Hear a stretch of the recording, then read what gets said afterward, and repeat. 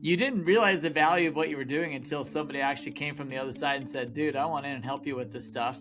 Yeah. And then once you figured that out, you were able to network with your network and say, hey guys, who's in on helping me get these clients networked and make some money while you do it. Yeah. And it's worked. I mean, granted, 1 month you might not have any, money coming in, and another month we had one of our guys get $6,000 for the work he did for the month, Right. which was out of the blue for him, and it works for him. And I think and we gave everyone an annual bonus at the end of the year based on everything we had done. So we handed out Right. Bonuses, and so I think that works for everyone at this stage.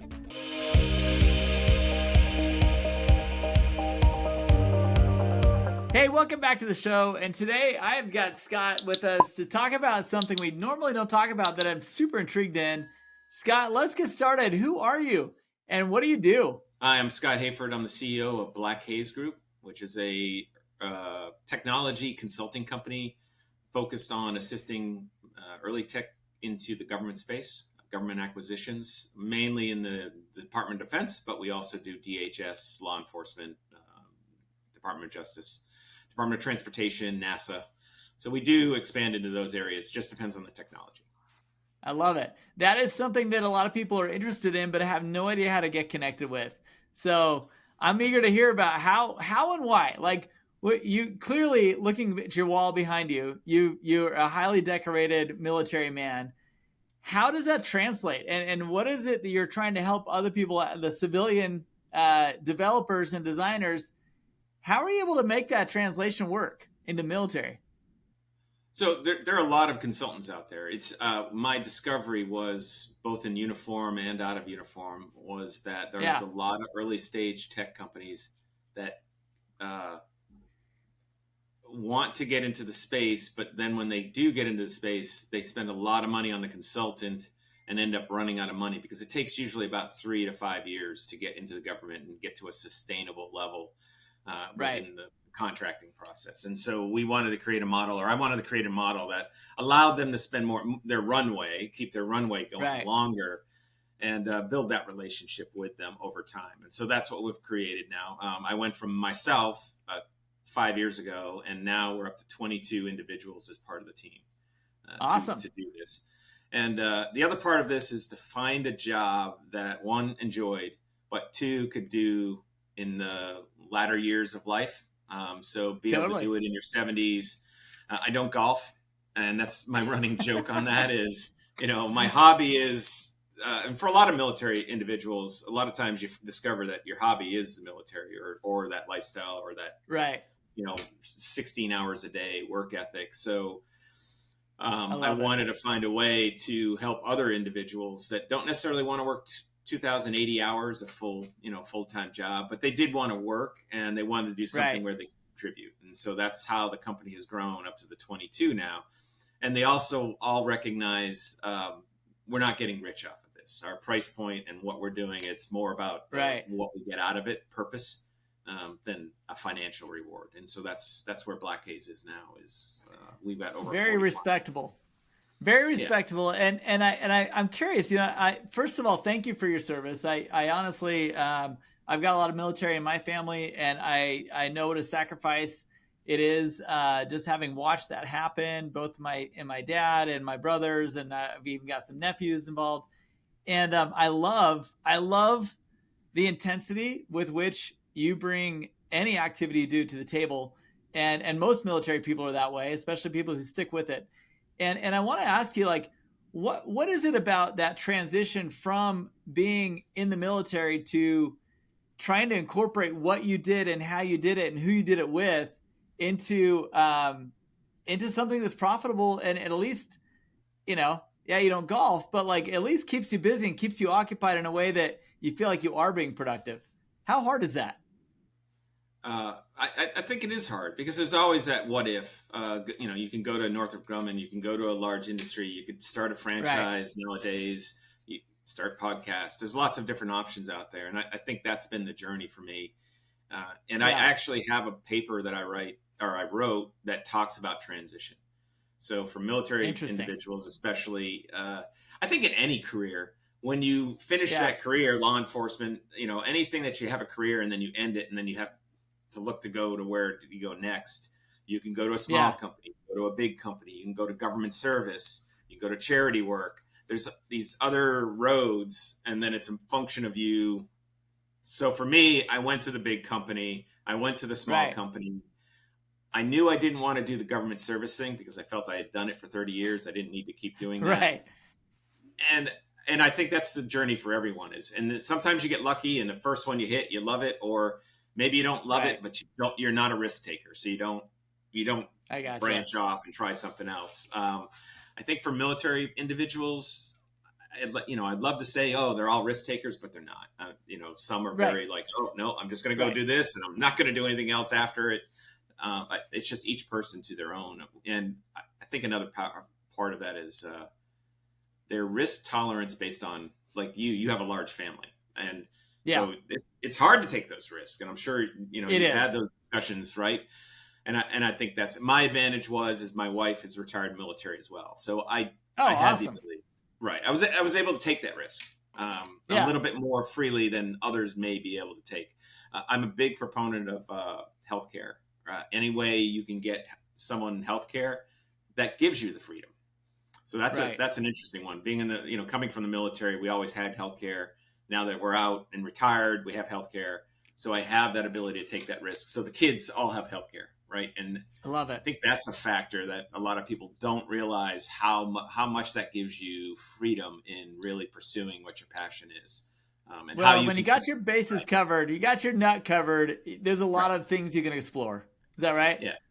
Yeah, I think so. I Well, get it. you still have to find the money to live, right? You have a roof over your Sure. head, that kind of thing. I think but that healthcare component Yeah. is a very powerful one, especially if you have a family and you're looking at that starting a company, right? And the risks there. And Yep. I think that's a discussion point. And so in my case, the 22 individuals we have, they're either retired, so they have healthcare, or they Right. are in a job that has good healthcare, so they can come over and help with BlackHays. Maybe it's only Love it. part-time for most of them. It's part-time, but that's because that's what they No, want, right? They want that. Hey, I got 10 hours this month, and that but works what for I a lot love of the about you, companies.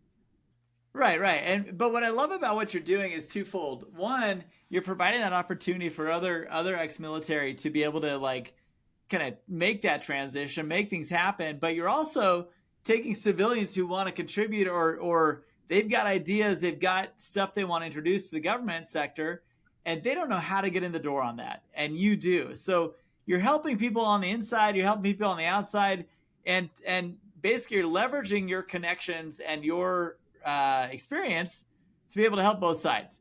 So how does that like how well does that work? Like you mentioned you have a different type of consulting model. Help walk us through that, because I think of government contracting and I think, okay, anyone that connects the dots is making millions of dollars. How is that different than what you're doing, and why are you doing it the way you're doing it? So I think you have to recognize that it's a function of time, right? And whatever they're bringing to the table, whatever technology, how are you communicating that technology to the government agencies and organizations?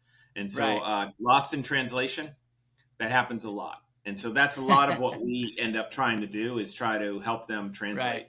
Uh, I talk to a lot of CEOs about, stop giving me adjectives.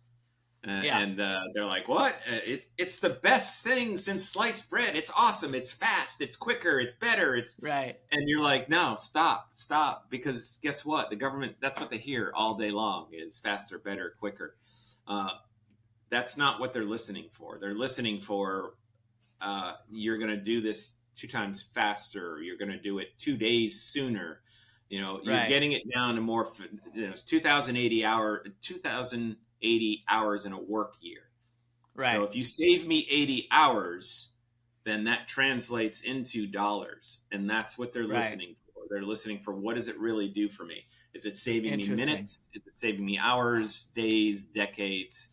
So that's really what a lot of what is being listened for. And so that's what we do, is we coach them through that aspect of it. Interesting. The time of year is a big deal. You coming to talk to a government person at the Pentagon is very expensive. between $3,000 and $5,000 to go visit Washington, D.C. for a week. Right. That expense, well, what's that return on investment for spending that time? And so we'll talk to them about that, like, i.e. the administration changing. So that's great. You went to DC in December and spoke to Senator so-and-so who just left office. How's that going to work out for you? Right. And so that's part of the discussion we have with them. Are you talking to the right the staffer in that senator's office? Is he in the right committee? That you're trying to get so again, those are the things we try to help companies with in a smart way, when and where.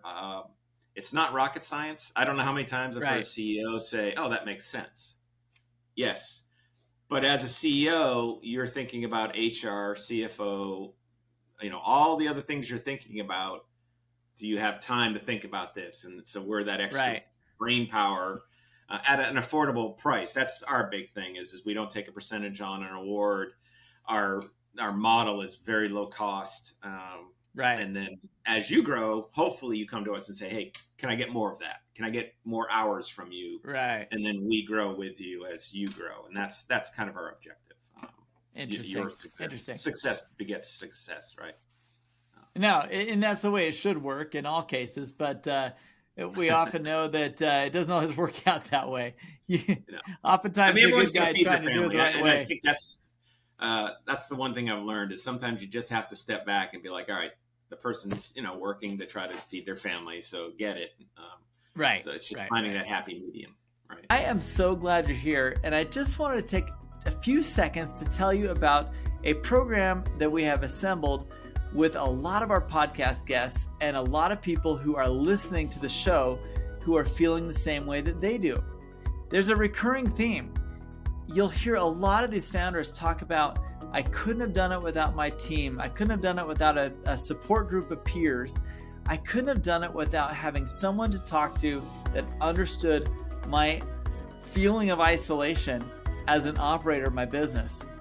You see, you're not alone. It is hard running a business, and it's even harder when you know you can't express all your deepest concerns and frustrations with your executive team. It makes them nervous. It gets them scared. You don't want scared people on your executive team. So where do you turn? The Captain's Council is where you turn. The Captain's Council, it is an organization that we are put together with podcast guests, as well as people who are listening who are in the same boat.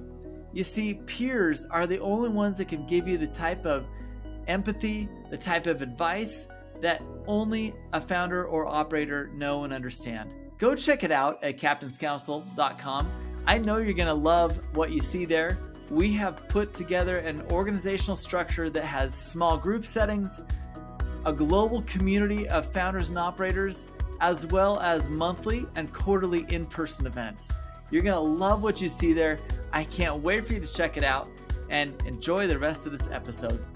So as you look back on going from just doing this on your own to building a team and recruiting these 22, 25 people or so that are helping you navigate this right now, what has been the, is there one or two things you decided early on or somewhere in the middle to do differently that kind of grew the demand for what you guys do?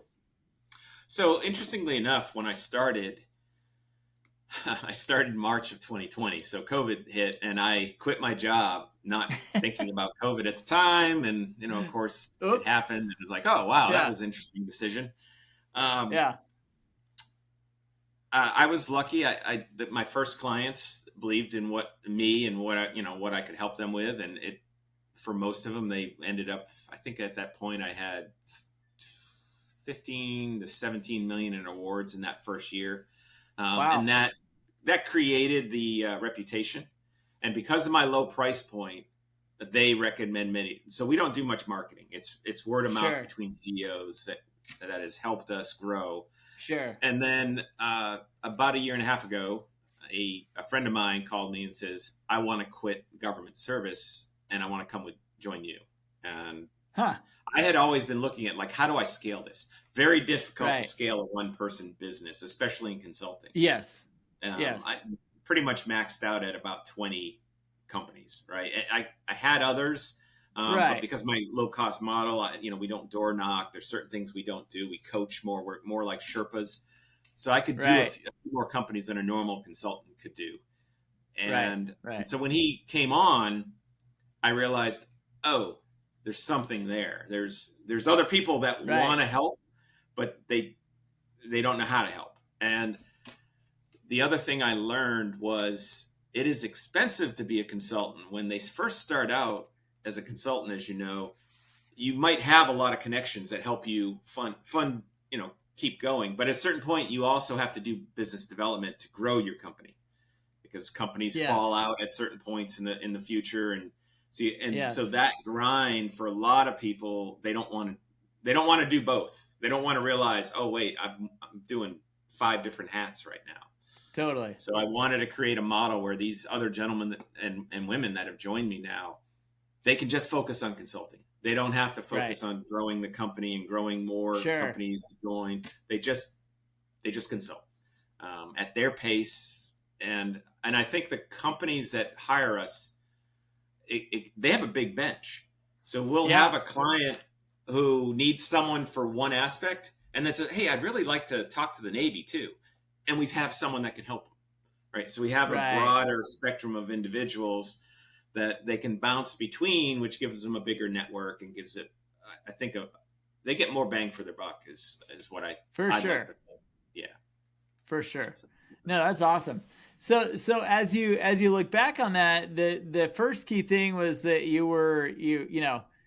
you didn't realize the value of what you were doing until somebody actually came from the other side and said, "Dude, I want in and help you with this stuff." yeah. And then second, once you figured that out, you were able to network with your network and say, "Hey guys, who's in on helping me get these clients networked and make some money while you do it?"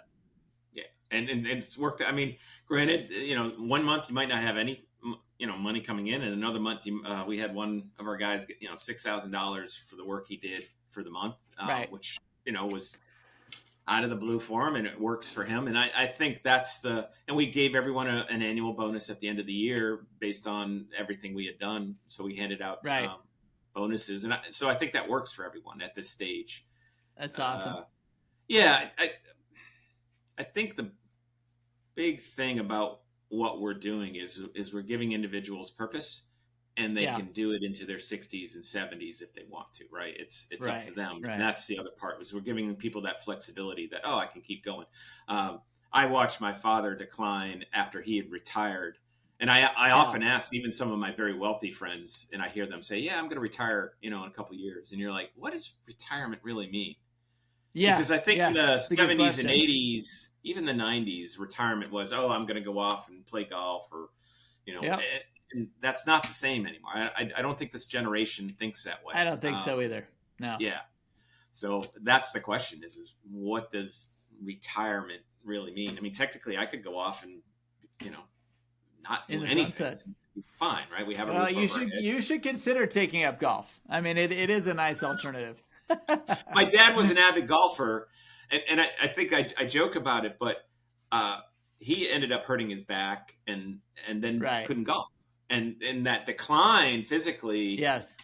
So there was a mental decline as you age because he's not exercising. He read a lot, but at a certain point, Yeah. eyes had a hard time reading. Yeah. And that concerned me. Just watching that pathway and thinking, oh wait, so how do you keep the brain going? How do you, Right. keep purpose, right? How do you have a purpose and finding that? So There's a so lot of I, charity work you can do, right? So there's a lot of stuff you can do to stay busy, and I love that you're building this opportunity for people who want to stay active and want to stay connected to their connections and want to help right. leverage that and want to help people. I think is awesome. But walk us through, like, what are the challenges of people wanting to get into government contracting? I mean, what's the biggest hurdle Sure. that you find you're helping people with? So the number one thing in the government space is the timeline. And if your business can understand what the timeline is, the big emphasis right now in the U.S. government is dual use. So does your product have a use that can be both used in the civilian world and in the government space? Interesting. Some people say, oh, it's got to be the only solution. And I would tell you, no, it does not. And no, Congress does not Right. want a sole source solution. They don't want that. It's bad for them because, of course, monopoly, that kind of thing. So they don't want that. There's Interesting. and the other thing is, I try to coach our companies is it's okay to team with other companies. I know it's hard. It's hard to take a product and incorporate someone else's capabilities or tools or hardware. I know that's hard, but it's better to have 4 senators than 2 senators. And so having that recognition that there's more to it out there in the process. You can have a government leader that loves your technology. And I don't know how many times I've heard a CEO tell me, oh, well, so-and-so, general, admiral, undersecretary loves the technology. And that's great, but that's not going to get you across the valley of death, as they call it. Right? That period where you've gotten to a certain point, but you still have to get to a program of record. And in the government, the program of record is a 5-year program. So something they bring on, they're expecting that product will exist for about, at least be in the program for 5 years. So you have money coming in for the next 5 years. That's program of record. Wow. And a lot of these companies, they don't realize that. And so that's where that understanding. That's a crazy sales cycle. Well, it is. Where everyone's trying to figure out how to fix it, right? Because technology is moving faster than 5 years now. You can have a product that within a year is obsolete. And totally. And so a lot of times that's just coaching them through that process, understanding the timeline. A lot of companies don't realize the fiscal year ends 1 October, and yet they'll come to me and say, well, I had so-and-so tell me they can get me a contract in September. And you're like, interesting. Oh, that's interesting. Yeah. So you have everything in place to do that. Well, and I'm like, the end is 1 October. So hopefully they have money in the next year for you, because that's where they're going to have to get the money. Right. And that's the part, is a lot of times explaining them just those nuances. There are plenty of books and guides. There's even free resources that the government offers to help companies. And we encourage people to leverage them. The reality is there's not enough government support to take care of all the companies trying to engage. So that becomes a challenge. They can't handhold all of the companies through the process. Interesting. So it's limited. So that's, again, that's part of what we provide, is just that coaching through it. And I don't want to say we're the wet blanket, but we are the people that tell them they're naked. Quite often is, hey, this might not make it. Maybe it's better to find a prime, like a Northrop Grumman, Raytheon, Lockheed, find one of those companies and maybe try to locked in to become a sub, right? Become underneath them. The challenge with big companies is they're already looking. So we are in fiscal year 25 right now. They're already working. The big primes are already working 2027, 2028. Wow. So 2026, they've already got lined up. They already know what they're going to go after, and they've already got their teams built of all the companies they're going to team with. So that's usually where we see a problem too, is someone will be like, I have a really great product. I'm going to bring it to a prime and be part of that. Right. And, okay, so you're hoping they'll fund you in 2027, right? Oh, no, next year. And you're like, yeah, not quite. You have a hard time. Unless there's a crisis, right? If there's a crisis, get the buckets out. I tell CEOs, like when COVID happened, it's like, get the bucket out, because that's when, Congress is going to throw money out the window as fast as they can. That's so crazy.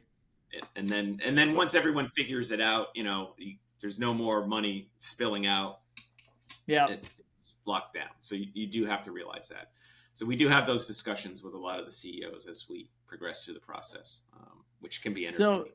So I'm curious, because we, probably a dozen years ago, I was in an industry where we felt like we had, actually probably more like 17 years ago or so, we had a business that we thought would be very relevant to military contracting or government contracting. And we clearly did not know what we were doing. We tried to apply for several projects and several programs, and it was, we had a lot of things stacked against us, gender, race, all the other stuff.